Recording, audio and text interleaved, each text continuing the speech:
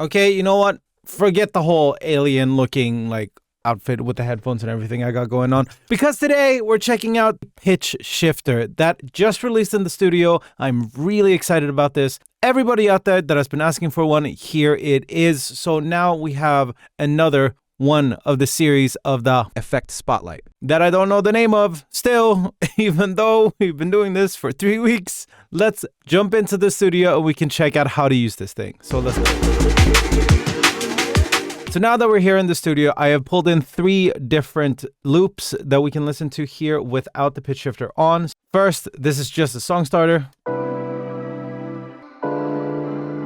The second one is also a song starter, but it has a little bit more high-end guitar in it.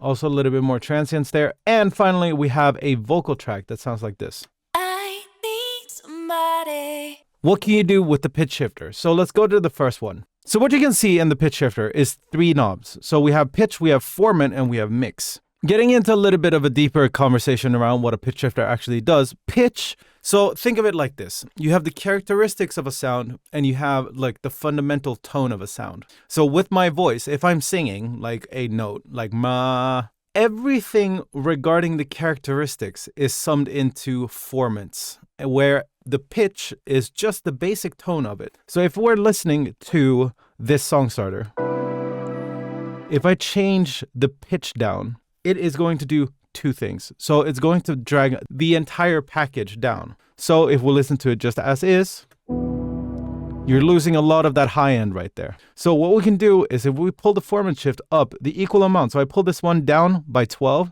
If I pull the formant up by 12, we should be able to retain some of the characteristics that we had in the original. And then if we go the other way around, we can do the same thing, but low formant, we get this. So it sounds really wonky, but like in a kind of cool way. Now, when we have this thing set, I'm going to pull the pitch shift and I'm going to do the formant up just by maybe 3. I think that it sounds really great here.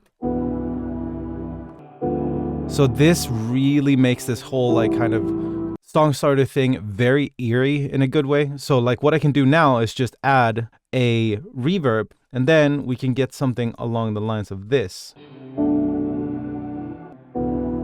So with 2 simple effects, we go from to, and I can imagine some really nice, like, I don't know, trap drums on this, and then you can get a really cool sample out of this. And this is a way to scramble your samples to just make it sound a little bit more unique. Now we go to the next one. So here we have a guitar. Now, if we wanted to change this and want to make it sound kind of like a revved up tape machine, we can go into the pitch shifter, change the pitch up and also the formant up, and you get this sound. And if you want to make it even more warbly and even more like a broken tape machine, you add the tape wobble and you get this.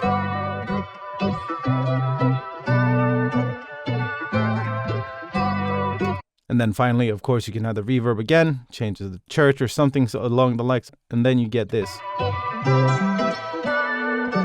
It's a really weird scrambled kind of sound. You can also use this to make a really cool underwater sound if you change the formants only. So we can keep the pitch at 0 actually. So let's do that. And then going from the formant, you're going to listen to it as I pull it down. So you can hear how the underwater sense of it comes through.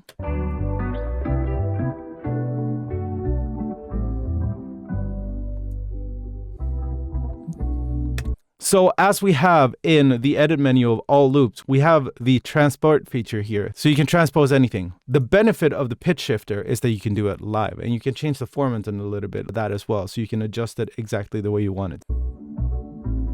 Now, finally, we're going on to the vocals. And for the vocals, we have this. I need somebody. If you wanted to, for example, use this vocal for one of those like typical house vocals that you've heard, you take the formant and you shift it down. I need somebody. You can hear like that kind of like deep resonating tone. I need somebody.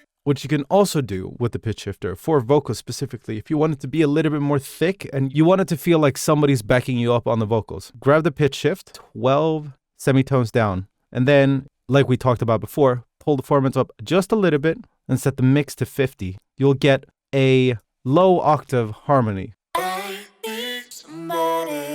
And that really thickens up the sound on your vocal. But with all of that said, I hope you enjoy this new feature that we have in the studio. When you sign up to Soundtrap today, you get a 1-month free trial and you can try out this and much more. And if you have any other questions that you want me to answer in the Ask a Producer video that you have a playlist of right here, you can write them in the comments down below. See you in the next one.